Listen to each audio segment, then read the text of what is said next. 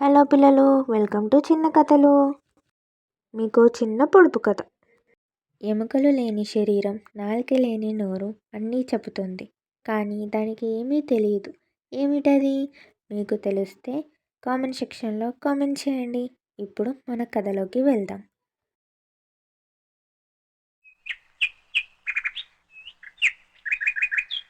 అనగనగా ఒక ఊర్లో రాంబాబు అనే ఒక వ్యవసాయదారుడు ఉండేవాడు. ఒకరోజు ఎప్పట్లాగే రాంబాబు తన ఆవును తీసుకొని పొలం దున్నడానికి వెళ్తాడు. పని ఎక్కువ అవ్వడంతో రాంబాబు మరియు తన ఆవు ఇద్దరు అలసటతో ఇంటికి వస్తారు. రాంబాబు తన ఆవుని కొట్టంలో వదిలేసి దానికి గడ్డి వేసి విశ్రాంతి తీసుకోవడానికి వెళ్తాడు. ఆవు కూడా ఆ గడ్డిని తిని విశ్రాంతి తీసుకుంటుంది. అప్పుడే ఒక ఆవు తన దగ్గరికి వచ్చి ఇలా అంటుంది. ఏంటంత నీరసంగా ఉన్నావు? ఈరోజు పొలానికి వెళ్ళావా ఏంటి? దానికి ఆవు ఇలా అంటుంది. అవును, ఈరోజు పొలానికి వెళ్ళాను. అక్కడ చాలా పని అయింది, అందుకే నీరసంగా ఉంది. సరే, మరి విశ్రాంతి తీసుకో అని ఆవు చెప్పి అక్కడి నుంచి వెళ్ళిపోతుంది.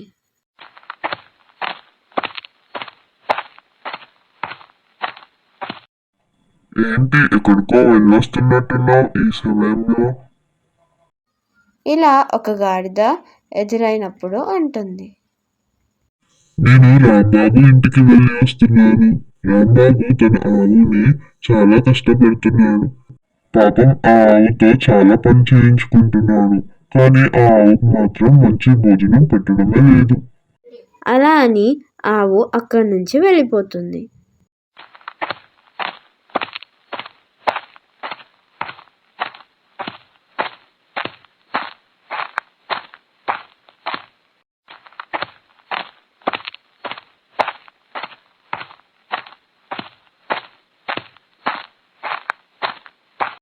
ఏమైంది? పని ఏం లేదా? ఇలా వచ్చావు? ఏమన్నా పని మీద వచ్చావా ఏంటి? అని గొర్రె అంటుంది. అలాంటిది ఏమీ లేదు, ఇప్పుడే ఆవుతో మాట్లాడేసి వస్తున్నాను. రాంబాబు దగ్గర ఉన్న ఆవు చాలా కష్టపడుతుందట. తన యజమాని తనని చాలా కొడుతున్నాడట. మేత కూడా సరిగ్గా పెట్టట్లేదట.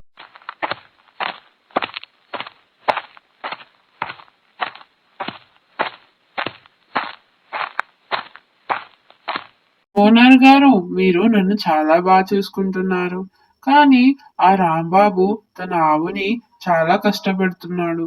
రోజు కొడుతున్నాడంట, భోజనం పెట్టట్లేదంట, చాలా పని చేయించుకుంటున్నాడట అని తన యజమానితో అంటుంది.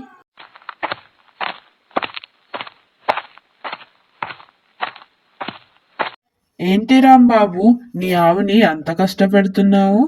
మంచిగా చూసుకోవాలి కదా.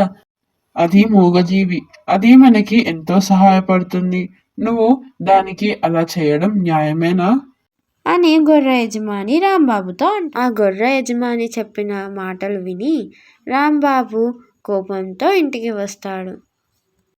రాంబాబు ఇలా అనుకుంటాడు, ఎంత మంచిగా ఆవుని చూసుకున్నా సరే ఇలా అవుతుందేంటి? అందరూ నన్ను ఇలా అంటున్నారేంటి? దీనికి కారణం అంతా ఆవు అని అనుకుంటాడు. అదే కోపంతో రాంబాబు ఆవుకి విషం పెట్టి చంపేద్దాం అని అనుకుంటాడు. తను అనుకున్నట్టే ఆవుకి పెట్టే కుడిదిలో కొంచెం విషం కలిపి ఆవు దగ్గర పెట్టడానికి ఆవు కొట్టం దగ్గరికి వెళ్తాడు.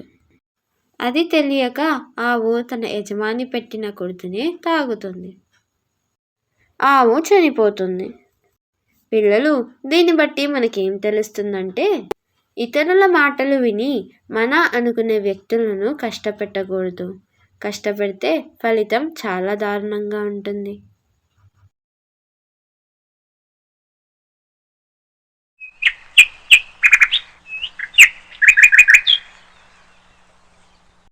ఒక అడవిలో ఇద్దరు దంపతులు నివసించేవారు. వెంకన్న మరియు తన భార్య సరోజ ఉండేవారు. వెంకన్న అడవిలో కోసిన పండ్లను మరియు వేటాడిన చిన్న చిన్న పక్షులను సంతలో అమ్ముకుంటూ వచ్చిన డబ్బుతో జీవితాన్ని కొనసాగించేవారు. ఎప్పట్లాగానే వెంకన్న వేటకి వెళ్తాడు. అక్కడ అతను ఒక చిన్న పులిపిల్లను చూస్తాడు. ఆ పులిపిల్ల గాయాలతో ఉంటుంది. ఎంత వెతికినా సరే తన తల్లి కనిపించదు. ఆ పులిపిల్ల చాలా గాయాలతో నీరసంగా ఉండడం చూస్తాడు. ఆ పులిపిల్లని అలా దెబ్బలతో అక్కడే వదిలేస్తే దాని ప్రాణం పోతుందని అనుకుంటాడు. తనని అలాగే వదిలేయకుండా తన ఇంటికి తీసుకువెళ్ళి ఆ గాయాలకు మందు వేసి మళ్ళీ దాన్ని ఇక్కడే వదిలేయచ్చులే అని ఉద్దేశంతో తనని ఇంటికి తీసుకొని వెళ్తాడు.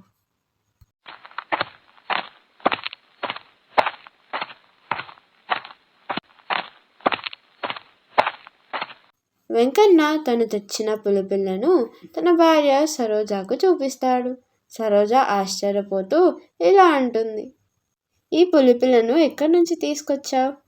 దీనికి ఇన్ని గాయాలున్నాయేంటి? దీని తల్లి చూస్తే మన మీదికి వస్తుంది. వద్దు, దీన్ని ఎక్కడి నుంచి తీసుకొచ్చావో అక్కడ పెట్టేసే అని అంటుంది.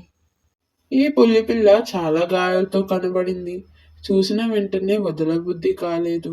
మళ్ళీ దాని ప్రాణాల మీదకి వస్తుందని కొన్ని రోజులు ఉంచుకొని పంపిద్దాం అని అంటాడు. సరోజ కూడా సరే అని అప్పటి నుంచి పులిపిల్లకు సహాయం చేసుకుంటూ దాన్ని జాగ్రత్తగా చూసుకునేది. అలా కొన్ని రోజులు నడుస్తుంది. పులిపిల్లకు నయమవుతుంది. పులిపిల్ల ఎప్పుడూ సరోజ వెనుకనే గెంతుకుంటూ ఆడుకుంటూ తిరుగుతూ ఉండేది. అలా సరోజకు అలవాటు అయిపోతుంది. వెంకన్న పులిపిల్లకు నయం అయిపోవడం గమనిస్తాడు. ఇక దాన్ని అడవిలో వదిలేద్దామని అనుకుంటాడు. అదే సరోజతో అడుగుతాడు. అప్పుడు సరోజ ఇలా అంటుంది, వద్దండి, నాకు ఈ పులిపిల్ల చాలా అలవాటు అయిపోయింది. దీనికి మనమే ఒక పేరు పెట్టుకొని పెంచుకుందాం. మన ఇద్దరికి తోడుగా ఉంటుంది. అలా వాళ్ళిద్దరు దానికి షేర్ ఖాన్ అనే పేరు పెడతారు. కొన్ని రోజులకు ఆ ఇద్దరు దంపతులకు ఒక కూతురు పుడుతుంది. ఎప్పట్లాగే వెంకయ్య అడవికి వేటకు వెళ్తాడు. వెంకన్న అడవికి వెళ్ళి చాలాసేపు అవ్వడంతో సరోజ ఆలోచిస్తూ కూర్చుంటుంది. ఇదేంటి, ఈయన వెళ్ళి చాలాసేపు అవుతుంది, చాలా సమయం గడిచిపోయింది, ఇంకా రావట్లేదే, ఈ పాటికి వచ్చేయాలి కదా, చాలా ఆలస్యం అవుతుంది అలా అనుకుంటూ సరోజ అడవికి వెళ్ళి చూసి రావడానికి తన పాపను అక్కడే పడుకోబెట్టి సరోజ షేర్ఖాన్ను ప్రేమతో నిమిరి షేర్ఖాన్ పాపని చూసుకుంటాడు అనే నమ్మకంతో అతన్ని మరియు పాపను ఇద్దరిని ఇంట్లో వదిలేసి అడవికి వెళ్తుంది. వెంకన్న, మీరు పులిని పెంచుకుంటున్నారంట కదా, నీకు పులి బుద్ధి తెలుసు కదా. ఎంత మనం పెంచినా కానీ పులి పులే. అసలే ఇంట్లో పాప ఉంది కదా, జాగ్రత్తగా ఉండాలి మరి. లేదు, మా షేర్ఖాన్ అలా కాదు అని వెంకన్న అని అక్కడి నుంచి వెళ్ళిపోతాడు.